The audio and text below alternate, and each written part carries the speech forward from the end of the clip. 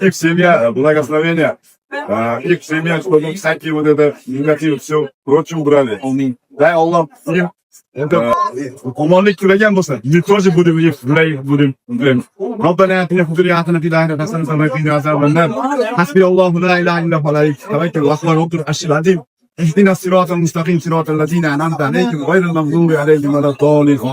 Apay Firuzaxon, سلام علیکم. Apay Firuzaxon, odam به حد بسیار بود. ما امروز هم حاجی‌ها رو رفتیم آوردیم، همه گروه را با هم احسانات پردگی ابو رو تقسیم کردیم. رنگی دفعه نه دل نتونستیم تقسیم کنیم. ان شاء الله که ابو درست میفهمن. این حاجی‌ها هم با دستای خودشون تقسیم کردن و همه کسایی ان شاء الله دعا کردن برای اون نفرایی که دادشون چی نیت و آرزویی که دوست خداوند با نیت و آرزوی نیکشون رسونه و نیت و آرزویی که بد با جز موزگی الله خداوند دلشون نیتشون دور گردونه.